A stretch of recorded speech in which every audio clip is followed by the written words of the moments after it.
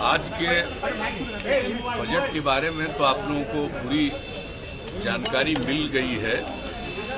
Budget प्रस्तुत कर दिया गया है और इसमें माननीय उप मुख्यमंत्री ने बजट पेश किया है और बहुत अच्छे ढंग से संक्षेप में वहां भाषण दिया विधानसभा में, और उसके बाद बजट के महत्वपूर्ण विषयों पर उन्होंने चर्चा भी कर दी है। तो इन सब चीजों के बारे में आपको मालूम है कि हम लोगों ने बजट में हर क्षेत्र के बारे में ख्याल रखा।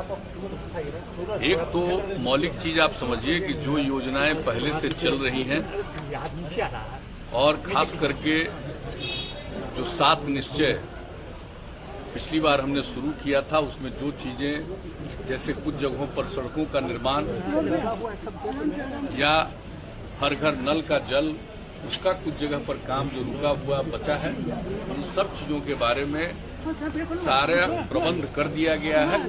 और ये इस बार का बजट में इस बात का उल्लेख किया गया है कि ये पूरी कोशिश होगी कि 1 साल के अंदर जितनी भी चीजें है पहले से चल रही हैं उस काम को पूरा कर दिया जाएगा।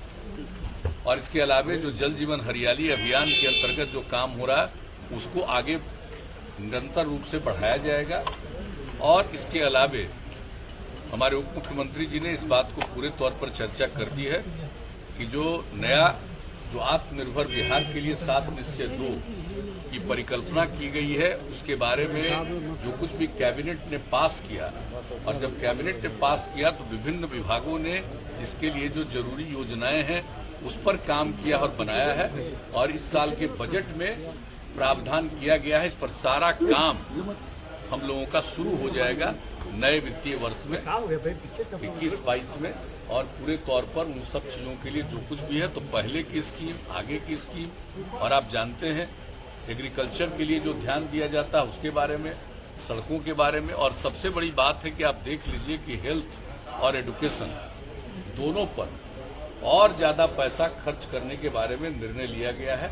तो सब लोगों को जो सुविधा मिलेगी उस सब चीज के लिए प्रावधान है ऐसी परिस्थिति में भी।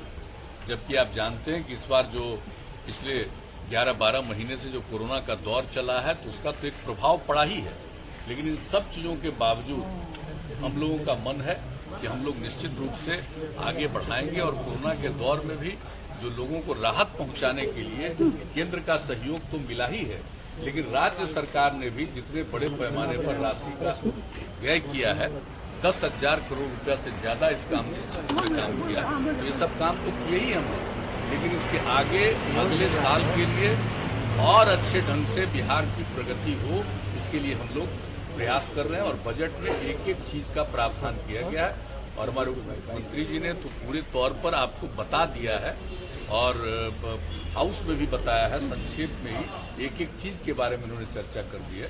और इसके अलावा आप लोगों के समक्ष भी इन लोगों ने बता दिया। तो हम लोगों को इस बात पर एकदम बिल्कुल, जिसको कहिए कि इसके प्रति हम लोगों का एकदम, जिसको कहिए कि डेडिकेशन है, हम लोग बिल्कुल इस बात को लेकर के वचनबद्ध ही नहीं है। हम उस पर अनुपालन करना चाहते हैं, उसको क्रियान्वित करना चाहते हैं। उसके लिए बजट में बहुत सारे प्रावधान किए गए हैं ऐसी परिस्थिति में, जबकि आप जान रहे हैं कि आर्थिक स्थिति पर पूरे दुनिया में, पूरे देश में सब पर असर पड़ा है। तो हम लोग उसके अलावे भी सब काम को आगे बढ़ाना चाहते हैं और करना चाहते हैं। सबका सहयोग मिलेगा, सब लोग मिल करके बिहार को आगे बढ़ाने में रोजगार सृजन की बात भी कही गई है। आने वाले 5 सालों में 20 लाख रोजगार सृजन। हाँ, वो भी कहा है। जो आजकल तो लोग बोलते रहते हैं 19 लाख 19 लाख, हम लोगों का 7 निश्चय 2 जो आत्मनिर्भर बिहार के लिए देखा नहीं, उसमें लिखा हुआ है सरकारी और गैर सरकारी हर प्रकार से लोगों को प्रेरित करेंगे और 20 लाख से भी ज्यादा लोगों के लिए रोजगार का अवसर मिले, इसके लिए हम लोग काम करेंगे। देखिए वो तो बात नहीं समझते हैं, तो तीनों न बनेगा साहब। आपको मेडिकल यूनिवर्सिटी बनेगा और जो हमारे जितने इंस्टीट्यूशंस हैं आपको इंजीनियरिंग, तो इंजीनियरिंग यूनिवर्सिटी भी बनेगा और उसके अलावा खेल के लिए भी एक विश्वविद्यालय बनाने की बात है।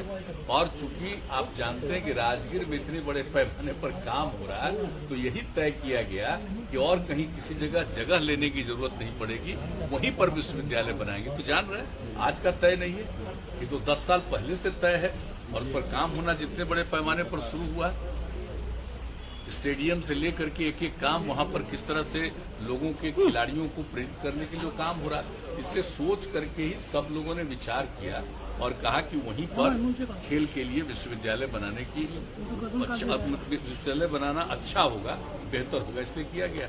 और बाकी हम लोग इंजीनियरिंग के लिए भी और मेडिकल के लिए भी यूनिवर्सिटी बनाएंगे, हम लोगों ने तय कर लिया। और आप जानते हैं कि इसके लिए हम लोगों ने आपस में देखना शुरू कर दिया है कि किसका कहाँ होगा, तो उसके लिए भी सब तैयारी चल रही है। और जब वो अंतिम हो जाएगा कि कहाँ पर और क्या बनेगा, तो उसके बारे में फिर बात इसको घोषणा की जाएगी, हम लोग बनाएंगे। बड़े बड़े जो मैचेस होते हैं मुख्यमंत्री जी अन्य राज्यों में लगता है कि बिहार में भी स्पोर्ट्स अकेडमी बनने से काफी अच्छा होगा। देखिए, स्पोर्ट्स को बढ़ावा देने के लिए तो आप जान रहे हैं हम लोग प्रारंभ से ही पूरी कोशिश करते हैं। उसके आगे लोगों को भी बढ़ावा देने के लिए हम लोग चाहते ही हैं कि नई पीढ़ी के लोगों को स्पोर्ट्स के प्रति, खेलकूद के प्रति भी आकर्षण होना चाहिए। सबको पढ़ना चाहिए, लेकिन सिर्फ पढ़ना ही काम नहीं, उसके अलावा खेलकूद के प्रति भी आकर्षण पैदा होता है, तो उसका स्वभाव ही नहीं बेहतर बनेगा, बल्कि उसका भविष्य भी और बेहतर बनेगा।